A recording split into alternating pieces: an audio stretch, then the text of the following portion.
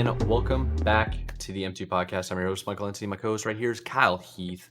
This is the show where we cover this week's gaming industry-related news. Today, we're going to be covering a little bit of Electronic Arts, EA, CEO, talking about the short-term impact of the actor strikes that are going on. A little bit of Bungie news, which is always exciting for me because I'm a huge Halo nerd, and I also like Destiny. I know you probably feel the same way too, Kyle. A little bit of AI news from Activision Blizzard, and then just a general state of the gaming industry, along with August new and upcoming games. But to start off, Kyle, how you been, dude? What have you been up to? I've been chilling, dude. I had a little nice week out, little vacation, so that was fun. Oh yeah, Got to see I you in got to see person. you. Yeah, dude. Yeah, I was like, In person was a had good a good time. time. Hmm. Yeah, I got to see a lot of the boys too. So it was always nice, dude. I know it's been a minute. I was like thinking back. I was like, I can't remember the last time I think in person I saw everyone. I feel like it was like maybe like at the HCS event Years. last year. Like it was a long time ago. Yeah, like So, I HCS Charlotte, right? think so, Raleigh. which was Yeah, like yeah. what February last year. So yeah, it's been a while. It was last year. It was 2023. Yeah, It's a it's long time crazy. ago. Sure was. Mm. So that was fun. That was awesome. Yeah, dude. Outside of that, I don't know. I mean, especially with that trip going on, I don't know if I got a chance to play anything this week. At least this past week, I don't think I really had a chance to play anything. I was also celebrating, Bummer, dude. birthday stuff and whatnot. So that was fun. But um, yeah, and I like realized today too, like last week would have been the perfect time to wear the annual birthday hat because I always wear that like the week of the whatever podcast we record. I'll wear that. But you forgot last week. But, you know, it is It's what all it good is, though. dude. It is what it is. Yeah. But, yeah, I don't know. Outside of that, not really too much else. Just kind of life stuff. Just having fun with the boys. But Heck yeah, dude. I know you, Mike. I know you've been playing stuff. I know you've been playing stuff last night. I saw. So what Yeah. have you been playing? Did you actually see my status of all the different games I was jumping through? Yeah, dude. I saw you finally getting to it. Yeah, basically I've been playing OG Halo 2 on the original Xbox. I've been playing regular Halo 2 on the PC. I played some Counter-Strike. Good, like I think I played like 5 ranked games over the course of this like last handful of days. Those games go for a while too because they're Yeah. pretty competitive. Not competitive as in good, just evenly matched.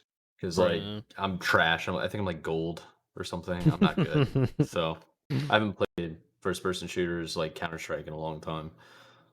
Playing that a little bit, that's been a good time. Then I think the biggest one is I started off by playing Firewatch, the game that Oh, came out in okay. 2016. Yeah. I Good probably one. put like 2 hours into it, and apparently it's a 4 hour game, so I assume I'm halfway through.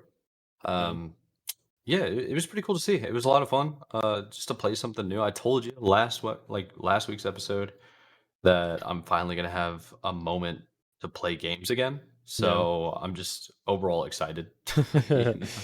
Yeah, for sure. Yeah, yeah. But I mean, that's pretty much it, dude. Like, I guess the other one is I've been working on compiling some stats over the last like couple of Halo Infinite tournaments because they're on Prize Picks or a bunch of different websites where you can do sports betting for esports. Yeah. And I'm like, yo, let me get in on this. And then, yeah, I mean, that's really it. Yeah. Not really too much outside of that. Yeah. My goal is to finish up Firewatch and then start knocking down some other lists. Like I still have Diablo 4 I need to finish. I need to finish Cyberpunk. Mortal Kombat's on the list. I think with like more time that I have now, I'm like way less stressed. I'll probably get back to streaming again, doing the multi-platform. Just like the games that I'm playing. Anytime I play, I'm just gonna go live again. Not Yeah. really stressed about it too much. Yeah, for Bro, I sure. played Halo 2 for like 5 hours 2 days It's ago. a grind, baby. Let's go. Yeah, Yeah. yeah, I don't know. It's like I have the Xbox out in the living room now, so I'm just like I want to get Yeah. use out of it. So I'm definitely probably gonna look and see, Game Pass wise if there's like anything kind of, or Mhm. just some games to kind of download and play, take advantage of that. So I definitely want to look Yeah, into that. there's actually a lot of games coming out that we're going to cover that are coming out on the console as well, and they're going to be perfect for like sitting down and watching. Like at the end of the month, August 30th, Star Wars Outlaws is going to be out, and regardless, I'm probably going to play it, Yeah, regardless of the situation, what it is. So yeah, August 30th that comes out, and it's going to be on Xbox Series X. So yeah. that's a couch sitter, I think. Yeah, that'd be a really good couch sitter, honestly. Yeah, I don't know. It's weird because like I've been like spending more time sort of like if I'm not working, like I've been spending more time like in the living room, whether it's like watching something or Yeah. playing something. Like it's just kind of like the Just separation. I feel enjoying your like time off kind of thing. just kind of like the separation from work kind of thing. It's kind of an extra layer. I don't know. I mean, I'm definitely gonna obviously I'll back on the PC again eventually, but when it's kind of just right now, it's like yeah, it's been my way of chilling. So yeah, definitely looking Yeah, for stuff to pop on the console. So I'm gonna be keeping my eye out for that kind of stuff. But yeah, dude, we're we're looking good. Looking good. Actually, it's funny. I talked to a coworker today who cause like he plays some video games too, and I haven't like spoken with him about video games in a minute. But he said he asked me if I had played Elden Ring at all, and I was like, oh no, I Oh, haven't. wow. And he's like not a coworker. Like he's the type of person I would not expect to like a game like Elden Ring, but he's like, dude, it's like easily been one of my favorite games right now, and I got through the DLC. I was like, dang, dude, okay, Nice. like really likes the game. So I'm like, it's Man's like grinding. it's one of those things. I'm just like, dude, maybe I need to like play Elden Ring. Like it's one of those games I'm gonna eventually have to play it. I feel like. Yeah, I got a buddy of mine he actually just moved to Charlotte, and we've been meaning to spend some time together. Yeah. And but one of the things he kept asking me to do is play Elden Ring for months, and I still haven't played it. And now he's like, now he's in my city, dude. He's gonna bring it up all the time. It's like I can't escape it. I got to get started. Oh yeah, Or else he's gonna come after me, man. Yeah, dude, telling you, there's like it's one of those games I have to add to my list, but who knows when I'll get to it. Yeah, Yeah, it's true. tough. All right, dude. How about we start jumping into the news? I think so, dude. I think so. I think we just gotta jump right in, Mike. Listen, Top into it. we gotta talk. What are you starting us off with, dude? We gotta talk about some EA, right? EA, and more particularly about some video game strikes that are going on because there are some more actors from video games going on strike right now. So this article actually comes from IGN's Rebecca Valentine. Covered her many times on the show. EA CEO says video game actor strikes won't have a short-term impact on the company.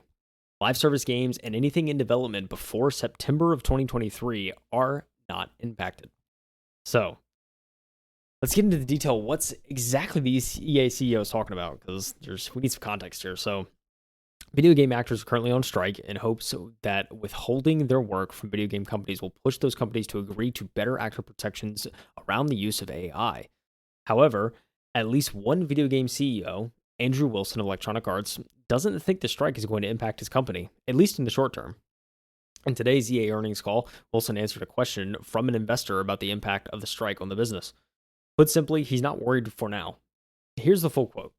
He said, I quote, "We deeply value our talented actors who are an important part of the work we do to deliver the incredible entertainment experiences that our players enjoy around the world. We're working very closely. This is not an EA-specific situation. This is an industry-specific situation, and we're working diligently to negotiate at the table. The way it works now in terms of our product specifically is that the strike is limited to games commencing production after September of 2023, including live service games. So we don't expect any near-term disruption to any of the games we have in development or any of the live services we currently run. That being said, we're committed to continuing to bargain in good faith and are hopeful that the parties can expeditiously. Well, yeah, it's the way he says it. Expeditiously. I don't even know how to say it. Yeah. Expeditely. It's such a weird way of, I don't know, whatever. They just want to resolve the issues at the bargaining table in a quick and timely manner. You know what I'm saying? So we're not anticipating any significant short-term impact at EA. So, saying like, listen, we're good over here. You know what I'm saying? At least That's for what the it short term. We don't need like long term, maybe a different story. Flames long. But right now, we're good. So Wilson's confidence likely comes to the fact that EA's portfolio is almost entirely live service games right now, and games whose development began prior to September 2023. So basically, every live service game are not impacted by the strike. It says the company's $1.26 billion in net bookings for the quarter was driven by Madden NFL 24, FIFA or FC Mobile, and FC Online, all live service games, and the rest of its coming physical year in much of the same. Because if you think about it, what's coming out next year or very soon? Madden NFL 25, EA Sports FC 25, NHL 25, and so on. The Sims 4 and College Football 25 also unaffected. So I mean, there's mainline titles right there. main live Yeah, those service are basically the main EA moneymakers. It's true. So it's one single player offering. Dragon Age Veilguard is also fine, and while it's impossible to speak to EA's release slate further out, it's probably a safe bet that next year's release slate likely looks a lot like this year's, and it's entirely populated by games that have been in development for 3, 4, 5, or more years. EA, at least, is in a position to weather the storm for a long time. So, a couple paragraphs left. Close out this article. So, what Wilson doesn't mention is how this will impact the company in the long term. The longer the strike goes, more in progress games will be impacted. Any game the studio greenlit after September 2023 is going to be slowed down if no SAG voice actors will touch it, and this will impact EA's plans for 2026, 27, and so on.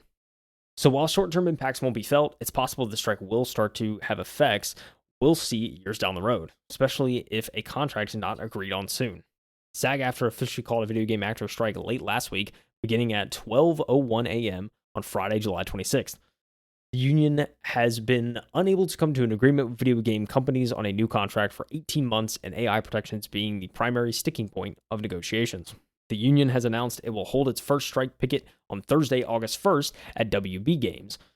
We wrote a detailed guide to what the SAG-AFTRA video game strike means for everyday gamers on IGN. So if you want to go, let's try and find that on IGN's website. That'll be there. This thing, like, no short-term losses to foresee here, but I mean, depending on how long this goes. I mean, you know how long some of these strikes go to, Mike. We're talking months in some cases. Yeah. There's just no some agreement. go even month. And so it's I like, think rarely it kind of lasts about a year, but yeah, when it gets to that level, it's something bad happened. it's like, yeah, I mean, but considering this, if this thing does last months, I mean, there's definitely going to be some delays in the next few years.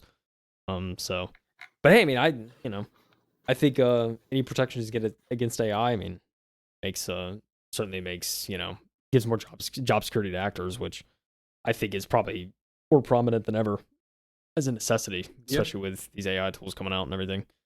So it's yeah, I mean, one of the other things is too is like with the CEO of EA coming out and saying this, and it's mostly being said to like calm the shareholders a little bit, but at the same time, this could be used as like fuel to the fire of the strike that's going on at EA. yeah, Of like, oh look, the CEO doesn't seem to take our threat seriously, yeah, and and then all of a sudden you got everybody else just like, let's sit out even longer, yeah, and then just keep doing this over and over again. yep. We'll see how it really like develops, but yeah, I mean, this is what happens when you just lay off a bunch of people. Like you don't care. It's the people that are left behind are like, these guys don't care about us. We should do something about this, We and should, then come after you.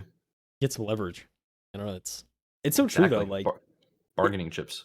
like for real, and it's like, I mean, that's exactly what I think is going to happen. It's like they're going to see these comments from the CEO and be like, okay, maybe we should change our, our requests and maybe, go a little harder and just, not settle.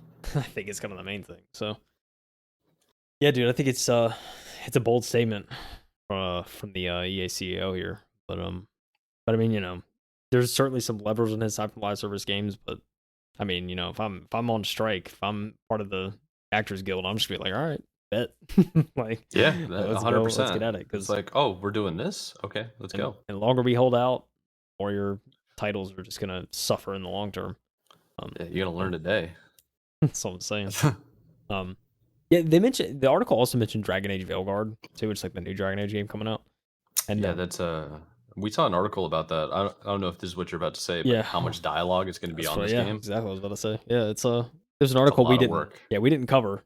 But it is an article. It said there was over 140,000 lines of dialogue in that game. So it's no small feat. But it seems like I think for the most part, it's like it's all. I mean, that's mostly finished now. It's kind of just in the final stages, But I know that was also the trailer that was like most Dragon Age fans saw it at Summer Games Fest and they were just kind of like, this is Dragon Age? Like, it just didn't, it played like a Fortnite trailer almost. It's like really odd. So, I don't know. Caught everybody off guard. Maybe they're trying to attract like another audience or something. Yeah, maybe. But I still thought it was so funny. It's like every time I think of that game now, I'm just going to think back to that initial reaction to the trailer because it was funny, the memes and everything. Yeah, like, And who? yeah, but yeah, dude, this is a I don't know, interesting development. It's it's crazy to think it seems like it was just yesterday we were having there was that Screen Actors Guild strike, the writer strike across like TVs and movies, and we there was rumors it was going to start leaking into video games, and here we are. We have we have actors in video games now doing the same thing, so it's I guess it's sort of no surprise, but yeah, we're getting back to back strikes here, so Yeah, it's just I could have seen it coming on the horizon. Just that many layoffs, that many yeah, people getting let go. They're gonna form a union probably. This yeah. happens like every single time. It's like everybody gets fired, then they up your hours, don't pay you for those extra hours, and then everybody looks around and is just like, wait, they need us more than we need them. And then all of a sudden there's a union. Man, Like that's how it goes. yeah, it's like you don't make me. All right, the hell with that. I'm starting a guild, or I'm starting a Yeah. thing. So, I don't know. It'd be interesting to see, but yeah, here's a hoping agreement could be met soon, rather than later. Just from a consumer perspective. I mean, then again, it's EA, so like, I mean, I don't play too many EA games myself, so I probably won't be as impacted as other people. But I mean, who knows what they're coming out with the next few years? So I think regardless, Yeah. just for consumer sake, you'd hope it comes to agreement. But I I hope actors don't settle and they get what they feel they deserve because they're what make the Yeah. games possible. So I'm right there with you on that belief or that viewpoint. yeah, I'm telling you, it's a crazy time. But I think we talk about actors going on strike and everything, and there's been some changes going on at Bungie that just so happened to drop the day we're recording this. So I think I Yeah. think we should cover it.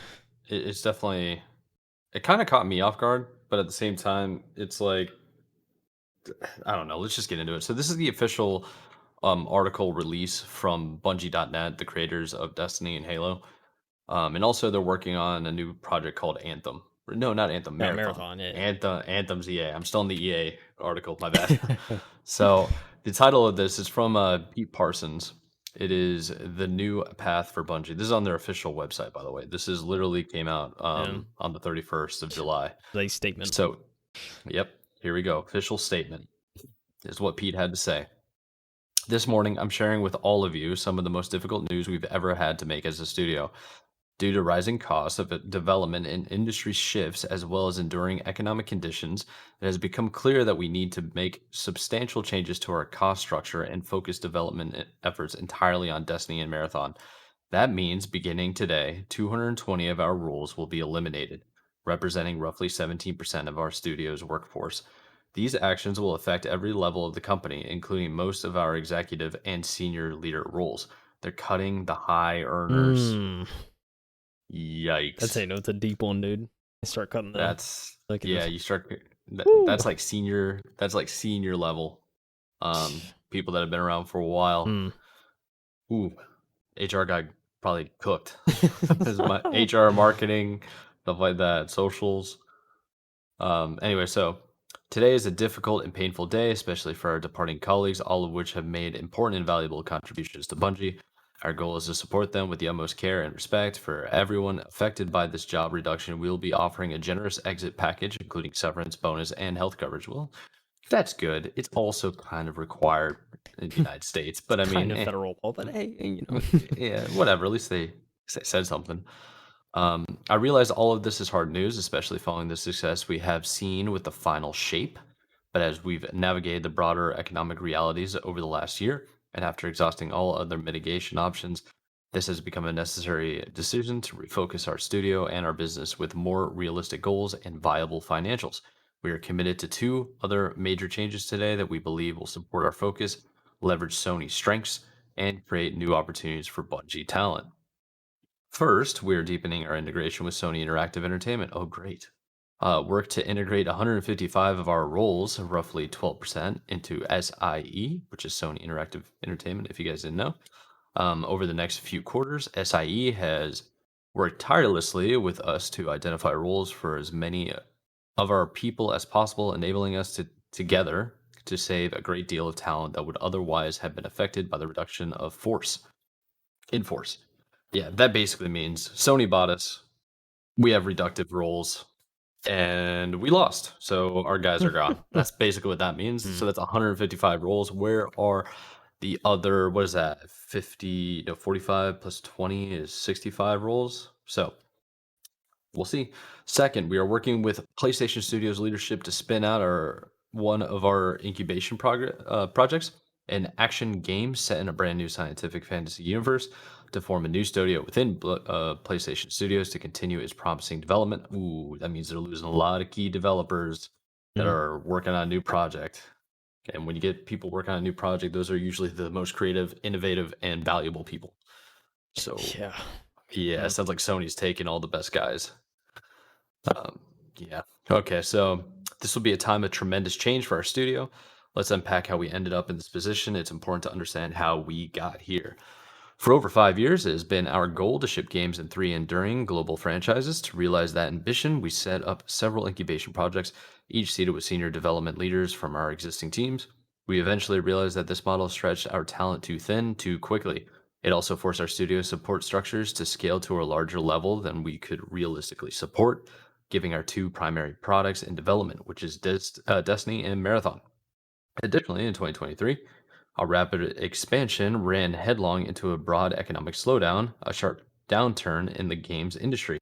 Our quality miss with Destiny 2 Lightfall and the need to give both the final shape and Marathon the time needed to ensure both projects deliver at the quality our players expect and deserve.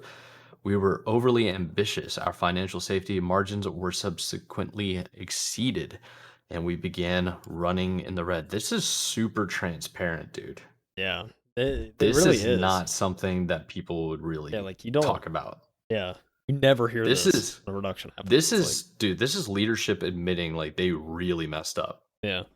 This I is think they deserve some flowers. I Not like like they do, but they don't, yeah, if that like they makes deserve sense. some kudos at least for They're being owning honest, up. kind of thing. Like, Yeah. and like, but this is the thing, Mike. This is the type of stuff you hear at like a GDC conference at like 2 p.m. in the afternoon, and it's like on a session that's like recorded that maybe 5 people will end up watching later. It's just like that's when Yeah. they admit the mess up and like what they did to No, change it. they So posted this on the official website. yeah, but this is like right when Like, it happened on the website in the statement. Like, let's just give it to you yeah. straight, kind of thing. So Yeah. mm, I I would prefer this. yeah. I would prefer this, to be honest. If I'm working for this company. All right, so after this new trajectory became clear, we knew we had to change our course and speed, and we did everything we could to avoid today's outcome. Even with an exhaustive efforts undertaken across our leadership and product teams to resolve our financial challenges, these steps were simply not enough. As a result, today we must say goodbye to incredible talent, colleagues, and friends. This will be a challenging time at Bungie, and we'll need to help our team navigate these changes in the weeks and months ahead. This will be a hard week, and we know that our team will need time to process, to ask questions, and to absorb this news. Today and over the next several weeks, we will host team meetings and town halls, team breakdown sessions or breakout sessions, and private individual sessions to ensure we are keeping our communication open and transparent. That's a good idea, especially because every major competitive AAA developer or studio has unions being formed right now. Yeah. So, Yeah. like, how do we keep everybody calm so they don't form a union? It's like Bungie, that's what let's this is. just be honest and upfront, okay? Let's keep things Yeah, I mean, transparent. Yeah. that dude, like, this goes a long way, I think, for a lot of people. As long as they Yeah. understand, they might not be okay with it, but at least you understand. It's worse than being like super frustrated and confused and Yeah. not knowing what's going on. That uncertainty will drive you mad. Yep. All right, so couple more things that Pete had to say is Bungie will continue to make great games. We still have over 850 team members building Destiny and Marathon, and we will continue to build amazing experiences that exceed our players' expectations. There will be a time to talk about our goal and projects, but today is not that day. No kidding. Who cares about projects when you just Yep. fired 220 people? Nope. Or Sony took 155 of them and probably told you to take another 65. Yeah, but today our focus is on supporting our people. I think that's a good statement. I think that's I don't know. My initial thoughts are like they admit they messed up. They admit they messed up. They're taking full Yeah. responsibility. And I mean, dude, Pete Parsons has been with Bungie since 2002, man. He's been there a long Yeah, time. so his So to career. him, this is pretty personal. He's losing people that he's known for a very long time. Yep. That like you've been in that company for that long, you probably knows all the 800 people. Like aside from the very new people, he probably knows them all. Yeah. I would think, and everybody in that Seattle office, I'm sure. Yeah. But you know what this reminds me of? Maybe you don't remember this, but maybe you do. Quiznos. Do you remember I remember Quiznos? Quiznos. Yeah, yeah. When was the last Quiznos. time you had Quiznos? They still exist. Last time I had Quiznos was probably like 2013, 14. It was a long time Okay. ago. But did you ever have a bad experience at Quiznos?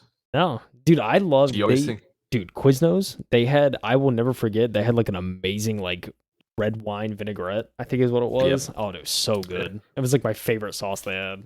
They You know put it what on their happened in sauce. Quiznos though? Oh, what happened? Here's what happened at Quiznos. Basically, they popped off in the mid 2000s, and they were starting to like destroy Subway and stuff. They were like Mm, really getting up there yeah, with like definitely in terms of like what's it called, quality. But what happened at Quiznos is that they did what Bungie did here. They expanded way too quickly mm, in an economic environment where they thought they could sustain it, and then the markets like just plummeted. There was like a complete reversal in the industry, yeah, and they had to close like the majority of their shops. So now if you want to find Quiznos, there's like a few. There's one in like the Denver airport. There's like two in Las Vegas. They're like in primary destination yeah, areas now instead of being on every corner like they used to be. mm, Which is yeah, like that's just what happens. Like it's really unfortunate when that happens to people, but yeah. yeah, Dude, I remember the just Quiznos I poor went to. timing. Yeah, exactly. That Quiznos I went to was in a gas station. I'll never forget that. Was like one of Yeah. those supplementary kind of restaurants in a gas Yeah, station. yeah, it was like Good. and now it'd probably turn into like a Subway or Yeah, standalone. uh what's that other like sub shop that's everywhere? There's There's Jimmy Witch John. Witch, Yeah, Jimmy Jimmy John's. Jimmy John's John's. is more Yeah, new to me. yeah. But yeah, Quiznos, it was really good. Subway, Quiznos, and then Mike's, Jersey Mike's is Jersey down here. subs, Yeah, I know Jersey that's. I Mike's. don't know if Yeah, that's Jersey Mike's up north. It might be. I don't know, it but I know is. it's It is. down here. But I mean, up north, Yeah, northeast is a different breed, man. yeah, Like you don't need a sub shop everybody. because No, you don't no, need a chain everybody because knows they're the there. deli guy.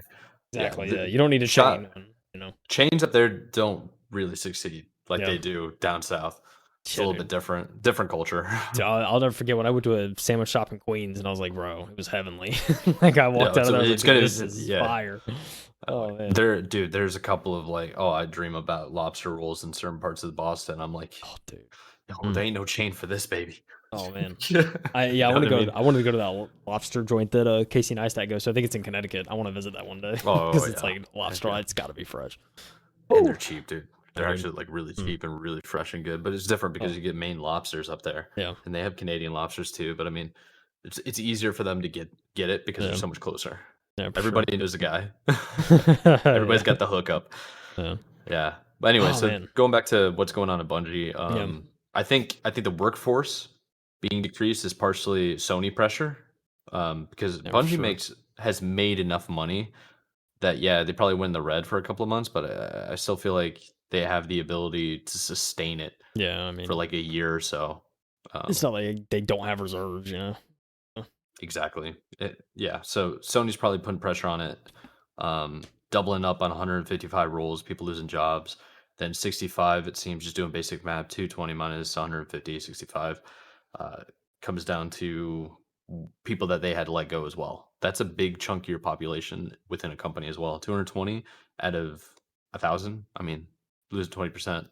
That's a big deal. Yeah, So this, I think, terrible situation, probably the best notice article that we've ever seen, like of the last, I would say 9 months of layoffs. This yeah. is the best It's like it's communication. detailed. It's detailed for sure. Yeah, Yeah, I mean, I think you just give that transparency up front. Yeah, I mean, you have to you have respect it. to.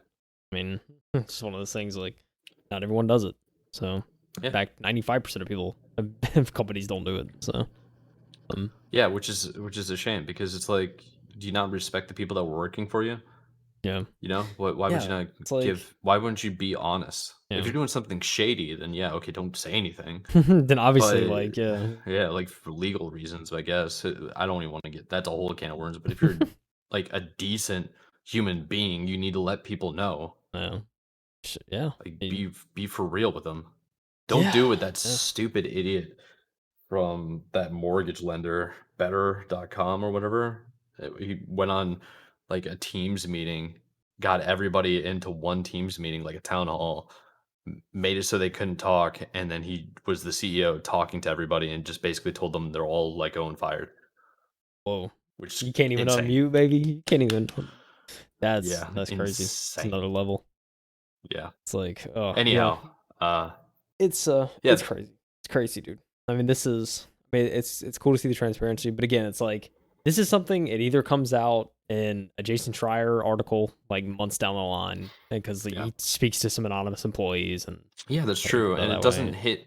it doesn't hit the same because it's all secondhand. This is Yeah, firsthand. yeah, it's from This the is the horse's mouth, baby. dude. Yeah, Uh, this is the dude at Bungie.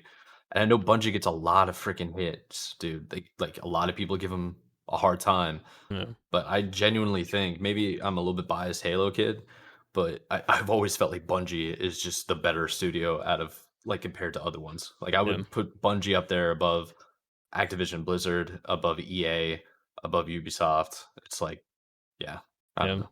They have a good track record, man.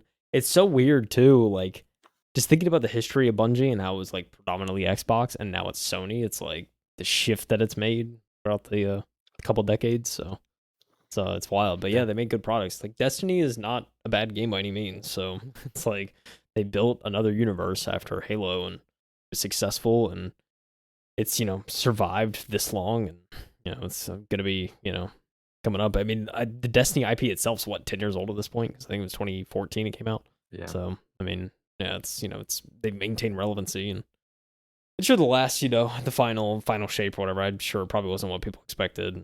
It's kind no, of they probably will run the well dry to a certain extent. I'm sure they'll probably still try to do more agreed. stuff, um, but I mean, with Marathon, it's like exciting to see new IP because it's Bungie, right? Like they've kind of they've done it well a couple times now with doing new IP. So who's to say they can't do it again, kind of thing. So we're just Yeah, hoping Marathon's good, but yeah, yeah. I dude. mean, I they definitely have the talent and skill to create good games. That's beyond a shadow of my doubt. Like they just Yeah, know what they have the talent to do well. Hopefully that talent stays. I mean, this could be a yeah, big shakeup, and they could be like, you know, what, I'm gonna leave. I'm gonna go to like Epic. I'm gonna go to Rare or like whatever. Who yeah. knows? But yeah, one thing possibly to mention is doing a quick little Google search of Pete Parsons. Apparently, he spent a whole buttload of money on cars in the last like year, Nice. especially after the acquisition from Sony. He got a big payout, Oh but I mean, yeah, that's I already just know he what did. happens to executives. Yeah, Uh, yeah, I mean, it's tough. It really is tough, but yeah, people are going to nitpick. They're going to be upset. Um, but I feel like this is the better way to handle it. I think is what we should leave with. yeah. It's true, dude. I mean, yeah, some are going to SIE, so I'm assuming this is the thing is, and I don't know if the article mentioned it. Maybe it did. Like, is the 220 roles being eliminated? Is 155 of that from those 220, or is that a whole other 155? The Or, so what I just read is yeah, 155 are roles that were basically represented in Sony and Bungie. So interesting. because they Okay. were doubled up, I Yeah. think what this is talking about is how 155 roles were the same at Bungie as they are at Sony because of the acquisition. So they got rid of the Bungie staff because that's just usually what happens when the bigger company absorbs a smaller one. Yeah. You get rid of the yeah, to keep the culture of Sony intact, not the Gotcha. new acquisition. Yeah. So the 65 more, my guess is because they were negative, Sony probably came down as like, you guys need to figure out how to balance the books now, which is Yeah. why it's like including most of our executive and senior leader roles. That tells me that okay, they're losing a lot of executive talent, a lot of senior developer studio managers, stuff like that, and they're replacing them with Sony people so that Sony can basically have the control of Bungie itself, which is going to be weird because regardless of what the culture is at Bungie, good or bad, it's going to change now. Yeah. For sure. And I just have to know, dude, what do we think the odds are the next 6 months? We'll see an article that says Bungie vets start new studio. Like some of these senior Oh, people dude, like do going and two starting their own weeks. thing. It's like, 2 weeks. oh man. Easy. It's one of those Easy things like 2 weeks. could you I mean, dude, if that's the thing. I feel like if some Bungie vets, like some ex Bungie vets, like started a studio, you know how many people would probably want in on that because it's Bungie? It's like Oh a yeah, lot of dude. people. So Well, you know what blows my mind? Side note, like a lot of people don't know as much Halo stuff as I do. yeah. So Bungie people that got sick of Bungie and they got sick of Activision Blizzard when Activision Blizzard bought Bungie, they tried to leave and go back to Halo. And the people that own Halo now is 343 Industries. Yeah. So they tried to go back. The people at 343 Industries said there's an unspoken rule here. No Bungie people allowed because they Mm, think that they can create games better than Bungie, which mm. is fundamentally just not true. Like Is that's that factually is that just like not a true. non-compete It's an discriminatory like, like what's going on here? definitely discriminatory because it's unspoken. You can't really Yeah, prove it. yeah, I guess Like so. apparently it's in like given in interviews or articles of ex 343 employees basically saying like Yeah. Bungie people can't work here. I mean, I believe it, but 343. I mean, so, why else would you yeah, not hire certain people that are good for the game? yeah. You know, You know, could make a what? good Halo game. Anyway, That's impossible. Absolutely impossible, impossible. impossible. Yeah, That's why not Halo with 2 that tournaments studio. are back, baby. Let's go. Honest to God, can't give the official announcement, but the website for that should be launching like a week. Yeah, hopefully. We'll see. I've heard things. We'll I've see. heard things. So, we'll see. Yeah, gotta keep it in Oh the realms man, though. should we talk All right, about cool. AI? That we Yeah, just we should. talked about how actors are not liking AI. Yeah, let's get it, brother. Let's get into it. Go all in on the AI, dude. Listen, Jay Peters over at The Verge, everybody. Activision's big contribution to AI is Call of Duty Warzone data. And I think we should get into this. So Activision is open sourcing data about Warzone's Caldera map. I think it's a fascinating use of AI. So let's discuss. Jay Peters says Activision is sharing open source data set pulled from Call of Duty Warzone's Caldera map for researchers to study and to help support AI model training. Quote, this first of its kind data set released for Call of Duty, now available in OpenUSD, contains the near complete geometry of Caldera as well as a collection of randomly selected anonymized time samples showing how players move around the map. Activision writes in a blog post. Kind of like the idea of that. Like, just like, I think there could be some valuable stuff in that from a gameplay perspective. Just like, here's here's our map, and here's how players interact with it, and here's kind of the various geometries we have throughout the map, but how it's constructed. I think Fascinating that's stuff. genius. Fascinating Yeah. stuff. So, I could study that forever.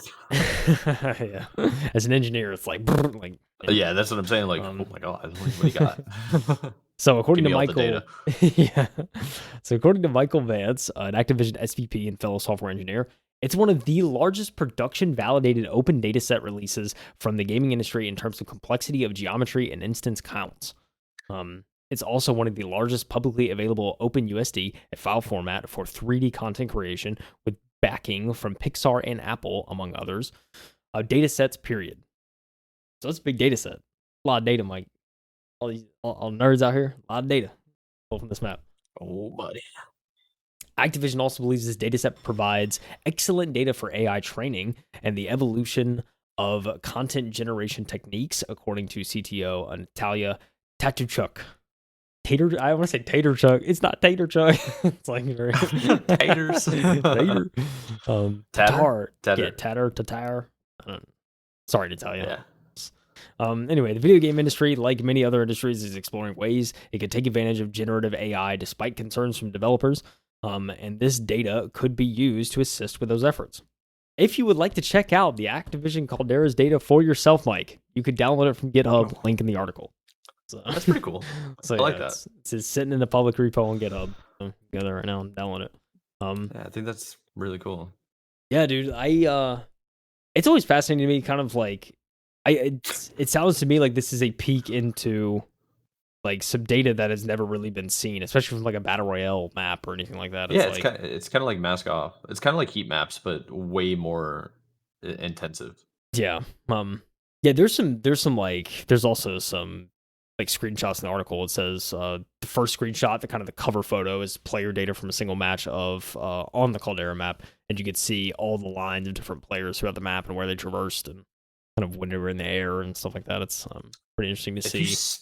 All yeah, if done. you study this, this could like be really beneficial from a competitive standpoint. That's true too. Yeah. Like links up the like it can really help coaches or teams at professional level. I don't even like if you do this outside a game, like do it to data collect, right? And then study it outside a game. It's not cheating. You're just studying the game. Very interesting concept. Yeah. Yeah, Yeah. I will say one thing here. There was the only comment of this article, and it's a recent article. Um, is this kid's or this guy or this person, I should say. I don't know anything about them, but it says, "Unfortunately, I have zero interest in reliving the hellish time I spent in Caldera." I was like the only map. I was like, that's hilarious. Yeah. Yeah, they have a screenshot of the data set in the article as well. It says the actual Caldera map was removed from Warzone in September of Yeah, 2023. So, it's past map. correct. But, I mean, it's the perfect time, I feel like, with the past map, just kind of show all the data. It's like, What's if possible? you're gonna Yeah, release it, like, now's the time kind of thing. Um, yeah. but yeah, it's, dude, yeah, I mean, I think from like a coaching standpoint too, if you do this for like an active map and like if you're actively competing, if you're a coach, like just seeing like if you got the data set to like a competitive match, like that would be crazy. You'd see just how people play and what tactics you may be missing and what's some stuff that you can use in your game and kind of improve your skill set. So this could be really valuable stuff, dude. Just using the right Oh context. yeah. So. And it's cool to see just, it's one of the largest data sets of just multiplayer gaming. I feel like it's probably ever been released. So Yeah. very fascinating stuff. Yeah, I'm mostly interested in it because it's like, what else can be done? What other games can this be useful for? Obviously, it's gonna be great for battle royales, but it's like, what else? I want to know what else. So, um, yeah, I mean, it's cool. just for like arena shooters too. But the data wouldn't be as vast, but like it would No, still be just as valuable. It's like, oh, it'd be insane. no, I mean, I'm also trying to think about like what I could use it for because I used to like when I was coaching Halo Infinite, I did stats for every single scrim, every single match. I would keep track of like where main players would go because each team has an early setup for every single round that they play. Yeah. Like one guy is more situated to go run for shotgun, the other one's more situated to go for rockets or like whatever type of power weapons. And it's like if you know what the team's gonna do at the start of every game, then you can wipe them or put them on a spawn rotation. It's like you can really start cascading, like Yeah. really create an avalanche here to learn and to dominate people. And I think that's going to be probably the future of gaming is more data mining kind of stuff like this. Yeah. Yeah, for sure. For competitive though, for competitive. Yeah. Yeah, Yeah. it's kind of like that. Like I compare it to almost football. It's like game of inches. It's like you could be around a corner at just the right time to not like get noticed, or like if you spawn in and you're the closest to something, it's like, all right, your job is to go get that. Like you had the best advantage, to like get that power up or something. So it's like it can be So very kind of very data driven for sure. So I don't know, it's cool to see this kind of stuff. So good on yes, sir. Activision. So that good on them. Yeah, speaking of Activision, I think we can just jump into the next article real quick. Oh baby. Um, this one's pretty interesting. I liked it. Just it's kind of such a troll. And I Yeah. love it when developers start trolling their player pool. I don't think I want to go through the entire thing. Yeah, It's kind of lengthy, and we have a better article coming up that Kyle wants to go through.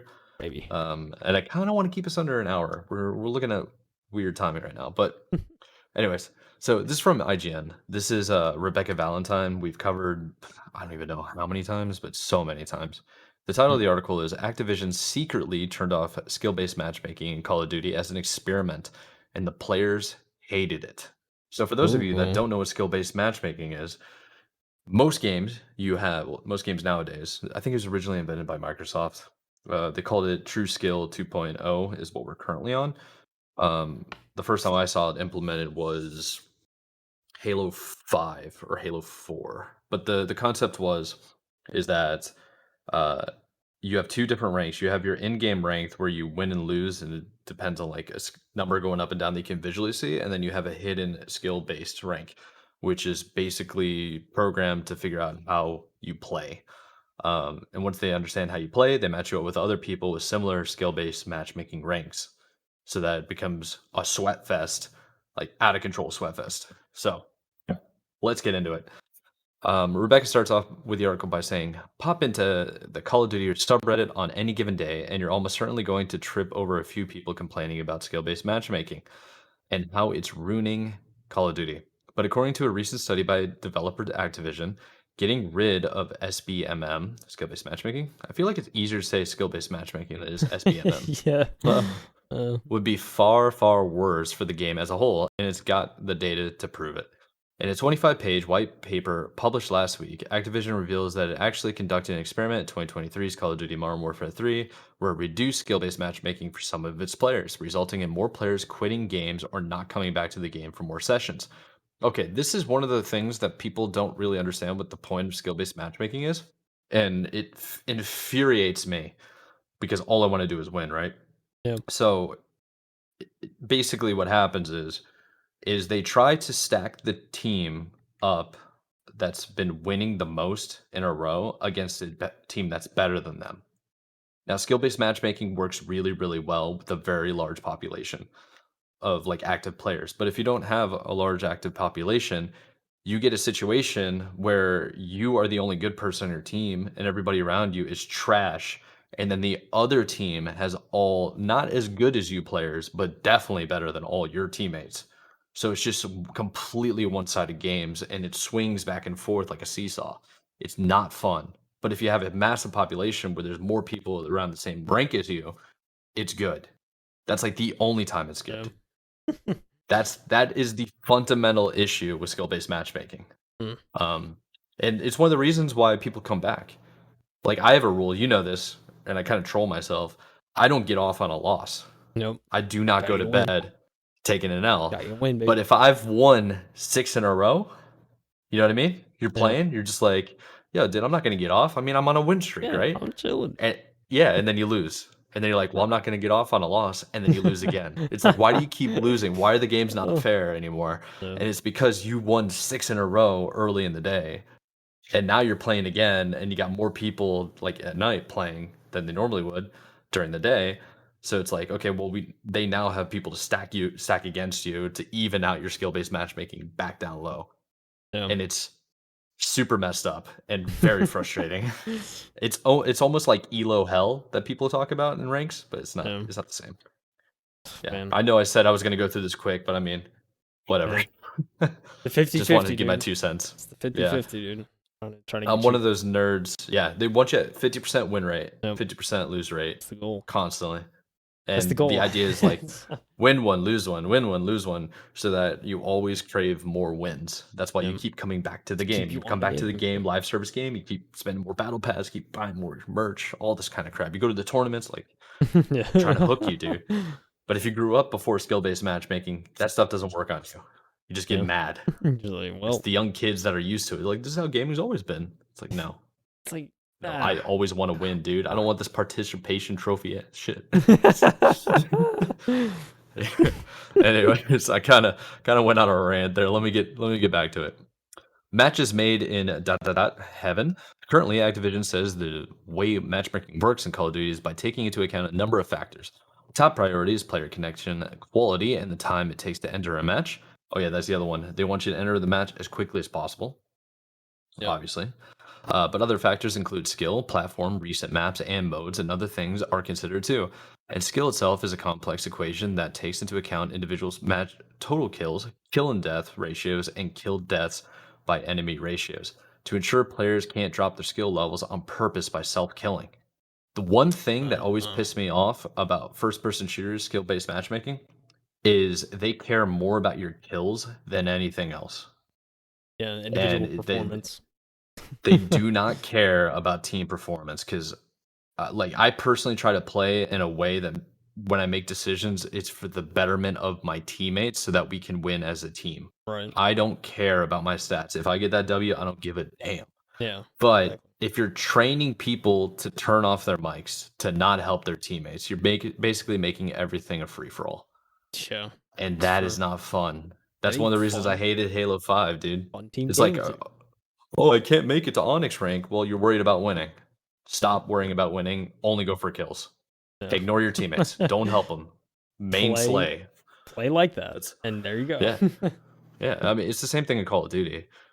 But that's the thing. They don't play this way in the CDL. Yeah, That's yeah, yeah, exactly. You watch COD matches, because it's a different thing. yeah, It's a different world. yeah, it's a completely different world, and that's why like you get these matchmaking kids that go to CDL and they get cooked.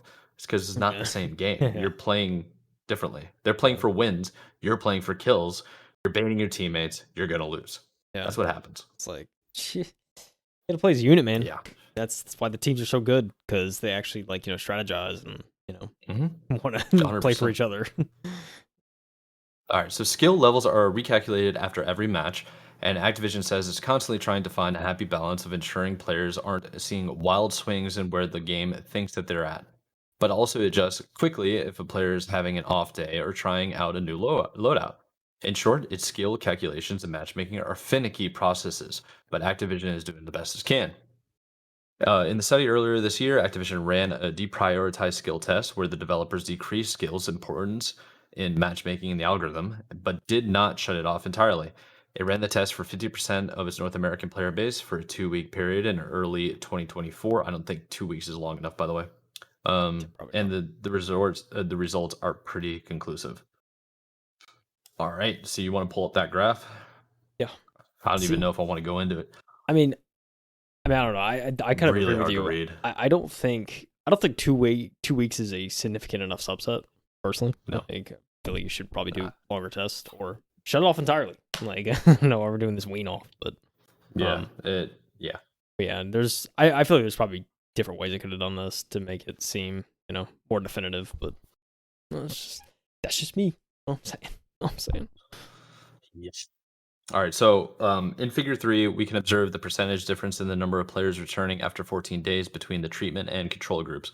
With deprioritized skill, returning player rate was down significantly for 90% of the players.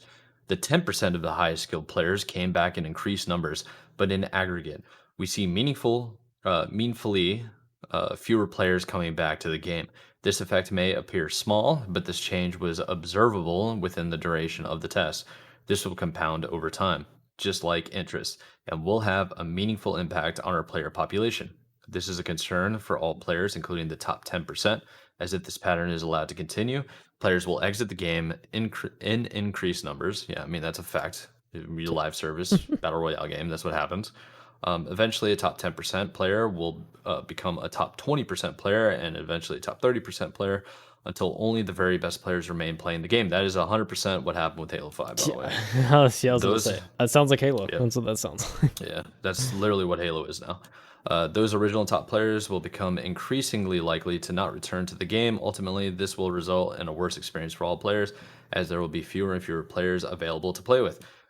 That is a fundamental. I don't think this has anything to really do with the study of like people start leaving, so more people start leaving. That's what like. Of course, that's how arena shooters are played. That's what happens.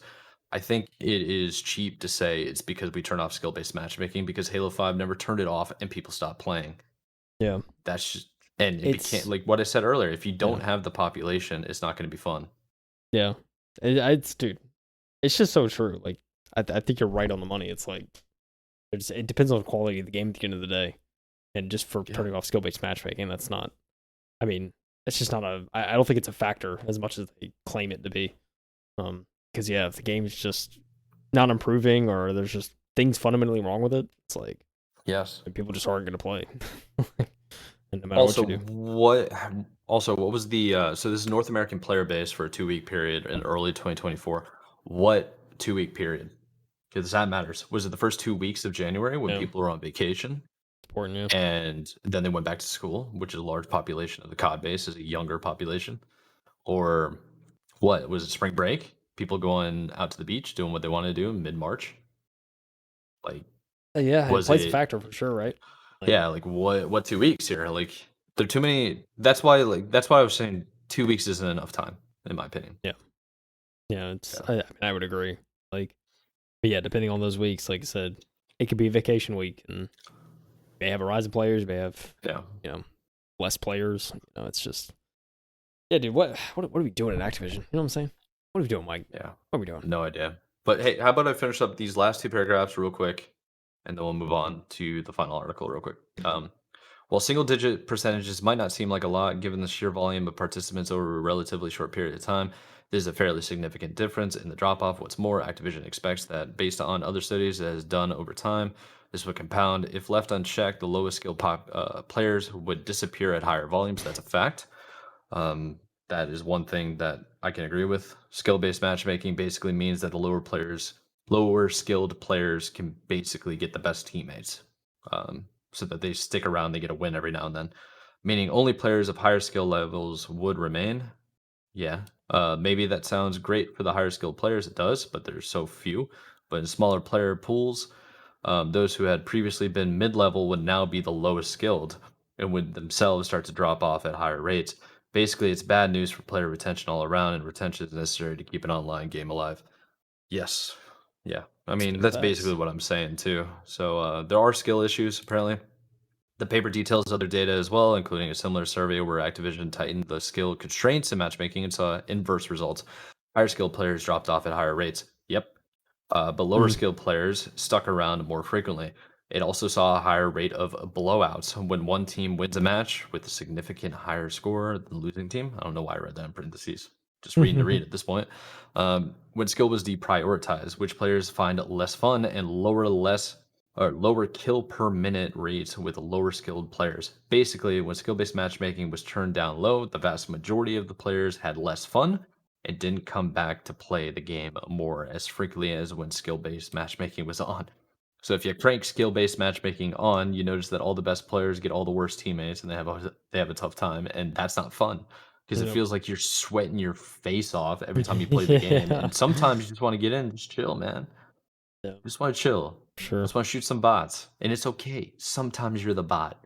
Just get better. Yeah. Just get better. That's the thing.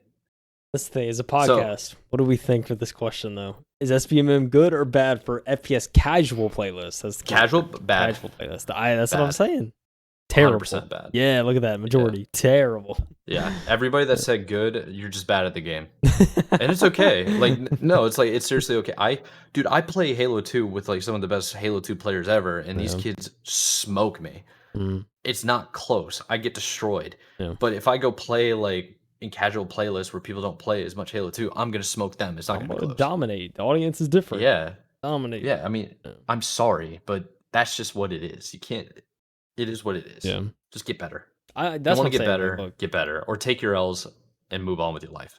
if you want to sweat, dude, go to a competitive playlist, whether it's like actual SBMM and you can try and improve. Like, hey, you want to sweat, do that. But yeah, I think casual playlist. Yeah, I'm just flavor, just leave it alone. Just let the DJs be DJs.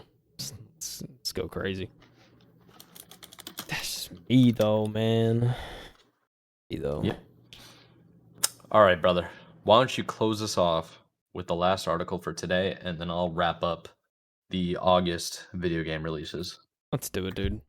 This is a long one, but look, I'm not gonna read everything. I just thought there were some points made in this article that could be relevant to people who are at all curious about how to survive in the games industry. And the article title was "How to Survive Until 2025 in the Games Industry." It's from gamesindustry.biz. James Batchelor wrote it. We cover him all the time. Developers and business leaders from across the industry share their advice on weathering the tumultuous times we currently face. Because the industry is, as we know, Mike, as we've covered on this podcast many times, it's not stable right now. There's a lot of uncertainty, a lot of unions forming, a lot of being let go. Bungie's the latest victim, which we just covered today. Oh, man. Yep. So, let's see. Survive until 2025. This phrase still echoes around the games industry as it faces ongoing layoffs, studio closures.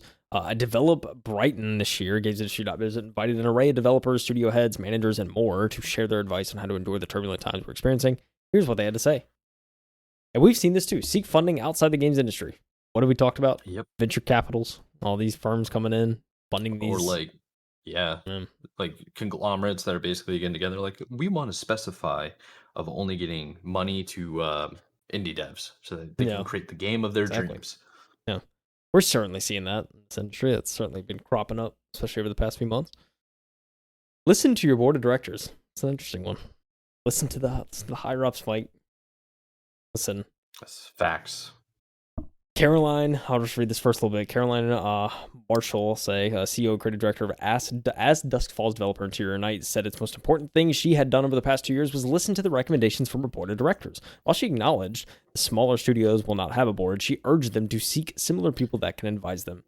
They are not friends. They're respected people coming from different industries and who have different skill sets than me, entrepreneurship, finances, and so on. They've seen more than me. I focus on the tree, which is the studio, while they look at the forest. So it's kind of like a little thing. It's like there's some truth to that, Get some outside opinion, some outside help. Certainly something to be said there. Take stock and pivot. That's another thing they said. Ella Ramona, COO of Fundamentally Games, said that the best thing in the current situation is to really examine what is truly causing problems for your business, and if need be, pivot into something different. And I haven't seen, I feel like I haven't seen too many games like studios pivot into something absolutely crazy, but a different game, perhaps. No. Like, I don't know. Yeah. Different like genre or something like that. Might not be too bad. It's certainly, I think, something up there to consider. Raise money when you don't need it. I think for any business, if you can find a way to get some money, especially when you're doing okay, it's like definitely it helps your chances of weathering those storms, because they're gonna come, baby. They're gonna come. So you always got to be prepared. I feel like a lot of people kind of run their businesses like they run their personal finance. Whatever I got, I'm gonna spend. Live paycheck to paycheck. It's like, bro, maybe you should just kind of hold on to that for the rainy day fund. The economy's gonna tune down, like slow down. That's what happens. It's how the cycle works. Have cash on hand. Yeah, sure. And the same goes for studios. Often a lot of studios raise money, spend it, and try to raise money when they don't have any. As soon as you close a round, make sure you start raising money again for the next part of your project. Don't wait till the end. Yeah, don't do it. Just don't do it. Mm-hmm. Well, we were just talking about prepare for failure, Mike. It's like business 101 at this point. Prepare for failure. You know what I'm saying? Because it's gonna come, dude. Of course it is. You're not gonna hit every time. Yep. You don't bat 1,000, as they say. So yeah, got to seek partnerships outside the industry. This doubles back to stakeholders, right? Get advice from people outside your circle, and get some partnerships that aren't necessarily in video games, because that can certainly help a lot. Leadership must lead the way. Gotta get good leaders, Mike. What can we say? You gotta find the people who know how to forge a path. I'm saying, totally goes the same for the video games industry. This one's kind of relevant, Mike. Look after the people you still have. Oh man.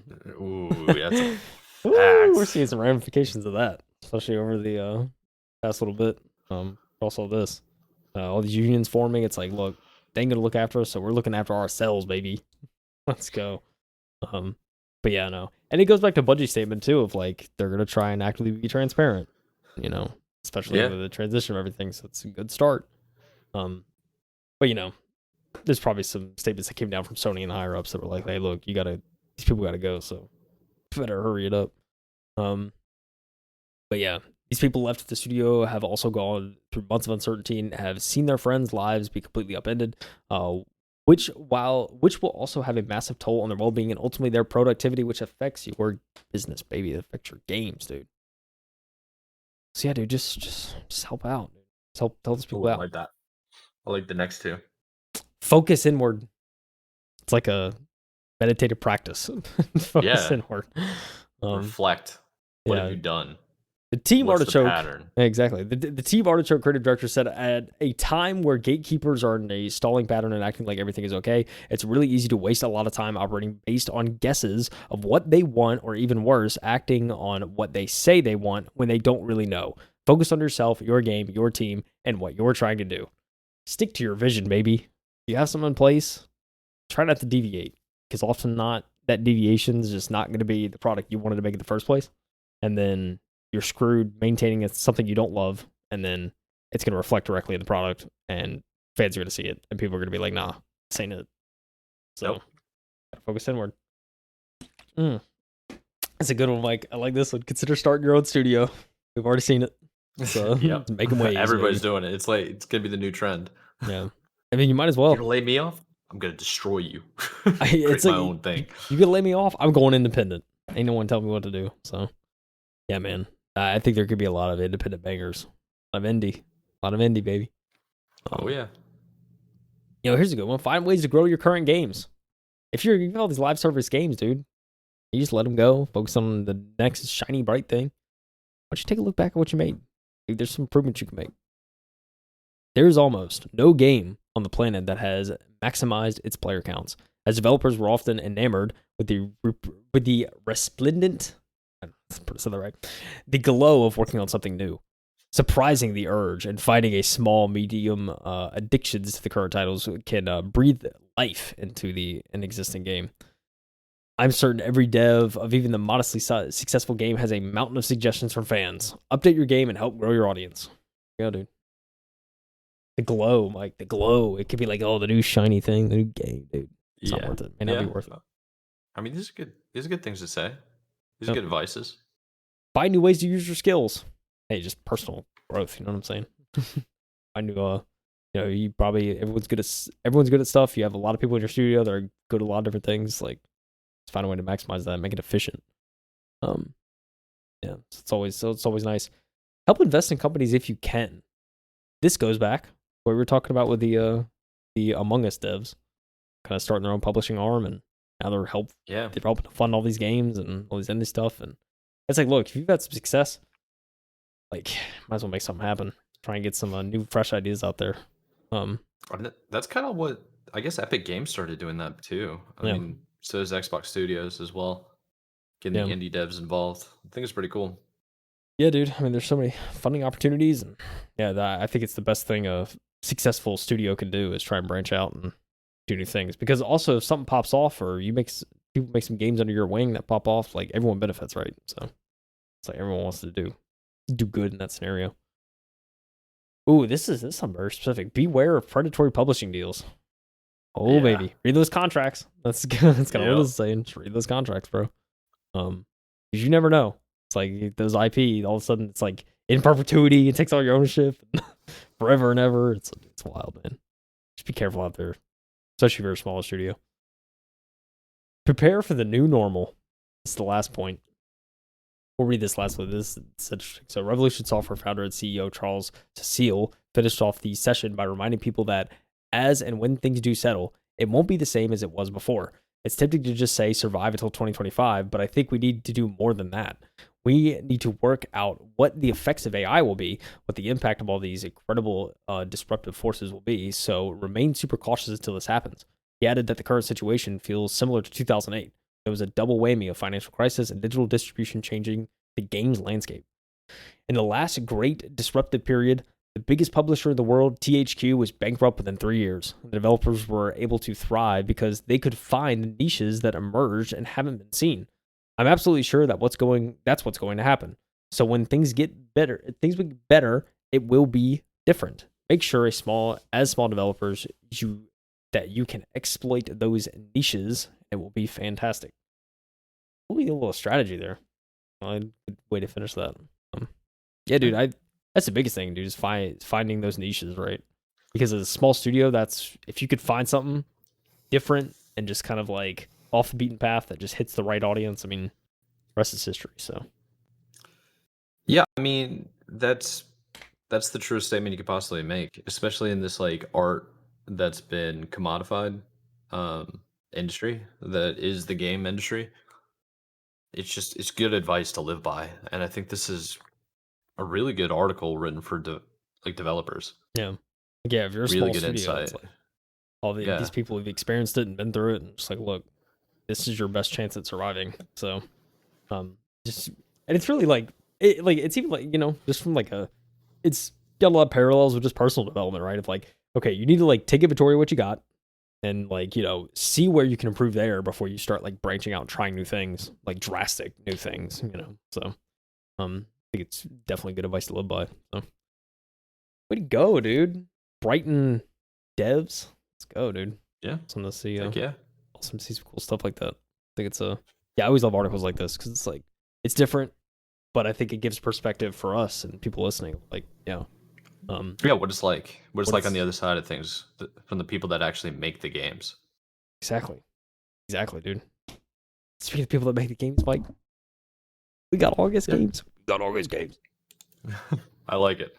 So yeah, I mean, I think this is pretty cool. It actually reminds me of a lot of articles that I end up seeing on LinkedIn. This is a very LinkedIn Yeah, like the post. You like know what I the mean? threads and yeah. Yeah, but it's still cool. It's still pretty cool. Yeah, I mean, I guess that's really the articles that we have for this week. You want me to just go I ahead think and jump so. into August video game releases? I say we do it. Let's let the people know. What could you play Okay. this month? Brand new. This month, we got a couple of heavy hitters here, a couple that I'm pretty excited about. But we'll jump into it. I usually do this based on uh, top games for the month and just go basically 1st of August, 1st of the month, all the way to the last of the month. So to start, there's Mars 2120. I actually don't know much about it, to be honest. But I do know that it's coming out the same day Star Wars Bounty Hunter is coming out. That is both of these games are going to be on PC, PS5, Xbox Series X and X, Xbox One, PC, PS4. I almost said PC4, PS4, and Switch.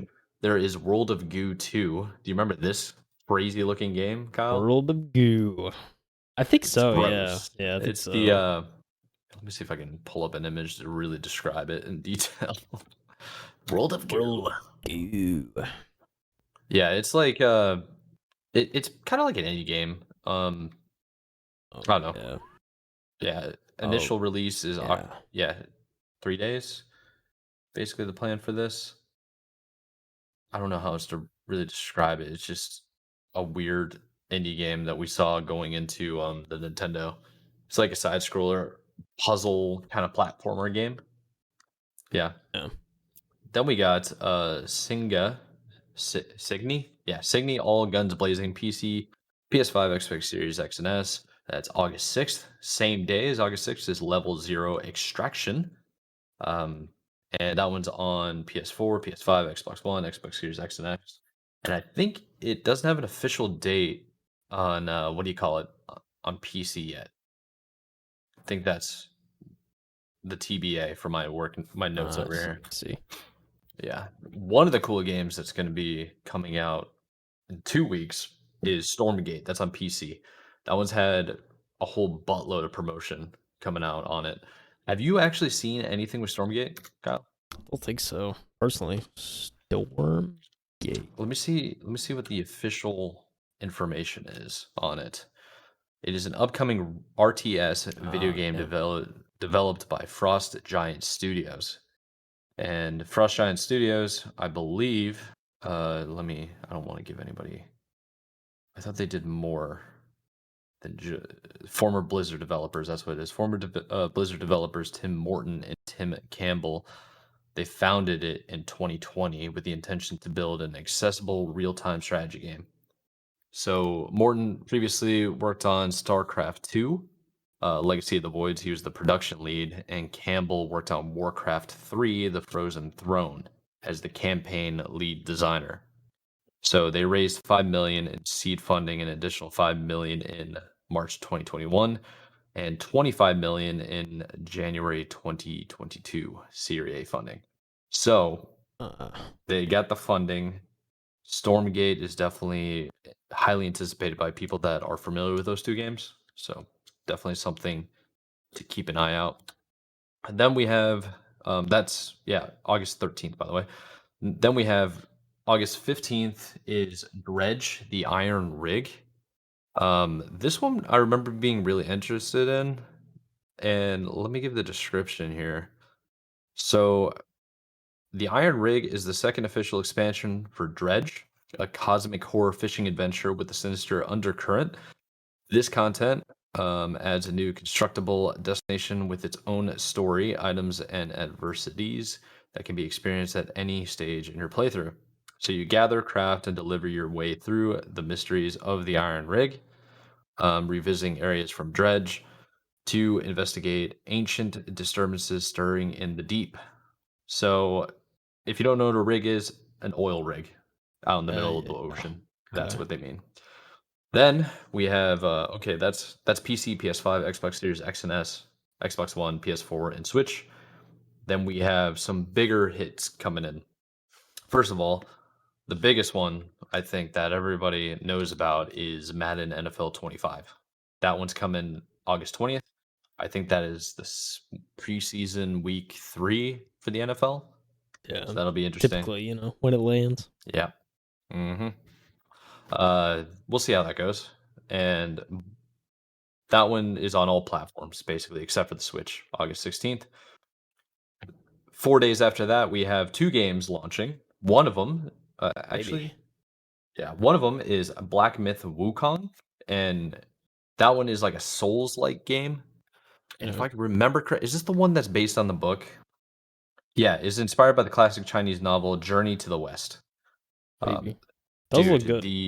It looks really good. Yeah. A lot of hype around It's got this. me intrigued. Yeah, so apparently on my list it's coming out on PC and PS5, but it's also scheduled to come out on the Xbox Series X and S at a later date. So something to keep an eye out for. Okay.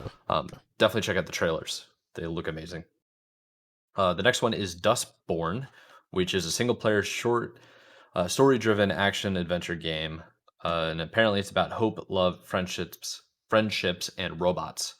We've seen this trailer, I think, 2 years ago at the Summer Games Fest. It looks pretty interesting. Yeah. It looked kind of cool. That one's August 20th, like I said, on all platforms except for the Switch. And the next one is only on PC and PS5. It's August 23rd. It is Concord. Now, Kyle, do you remember what Concord is about? I just remember it was very much an Overwatch-y kind of shooter. So yeah, it is a 5v5 hero, like first-person shooter game. Hero shooter. That's it. Yeah, it is developed in Unreal Engine 5. It is by Sony. Ryan Elias is the director, and if I remember correctly, let's see.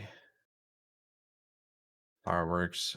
I'm trying to figure out what else he did for context, but I remember it being really good. Anyways, I'm not going to waste anybody's time on it. It's the first game that's being developed by Firework Studios and Firewalk. Yeah, Firewalk Studios. Looks pretty good. The studio was developed in 2018, so they've been working on this for a while. We've seen a lot of I think trailers for it. Never really got into it yet. Then we have, just kind of wrapping up, a couple more games here. We got Gory Cuddly Carnage. That's all platforms, August 26th. World of Warcraft: The War Within, another Warcraft expansion, PC, obviously, August 26th. Then we have Monster Jam Showdown, all platforms, August 29th. The same day, we're also getting Squirrel with a Gun. It's like Brotato, baby. Yeah, it's going to be wild. It's going to be very goofy. It's going to be fun. It's on PC, it's August 29th. It will come to console, new gen console, November 2024. Finishing it off, a couple of more games. August 29th, we have Visions of Mana. And I believe, is this the one that is the shooter where you have like spell casting abilities? I think it reminded me of like the Final Fantasy, like, yes, kind of that yeah sort of vibe. To remind people, this is basically Visions of Mana is an upcoming action role-playing game developed by Oka. I think that Uka Studios, and published by Square Enix for PS4, PS5, Windows, and Xbox Series X and S. It is the 5th main title in the Mana series and is scheduled for release worldwide on August 29th. First announced in 2021, is the mainline game. So basically, it's set in a fantasy world where players take control of Val, a young man from the fire village of TNA. With the childhood friend, you undergo pilgrimage to the second mana tree, which controls the flow of mana throughout the world. And yeah, it looks like a hero action role playing game. And the art style looks amazing. Sure does. Music, probably not banger. Yeah, it's always gonna be a banger. Yeah, but the demo is currently available and has been for the last 24 hours to 48 hours of this week. So you can go check out chapter 1 if you would like, whenever you want. Very cool. And probably one of the ones that's going to be getting the most attention in terms of marketing is Star Wars Outlaws. That's at the end of the month, August 30th. PC, PS5, Xbox Series X and S. I don't think I really need to tell people what that's about. Yeah. You are an outlaw in Star Wars. basically, yeah. And that's all the games that are worth really mentioning in the month of August. Yeah. Star Wars Outlaws, looking forward to that one. See what the reviews are. Squirrel with a gun. I mean, come on. Need I say more? Yes, sir. Yeah, Conquered. I'll be interested to see how that plays out because I know it's like it's one of those games. It's a hero shooter, so it's like it could be hit or miss. There's already like tons of hero shooters out there, so it's like, are you able to translate some of those players to a new one? If it does enough interesting things, it might. But that's something I'm just gonna wait and see.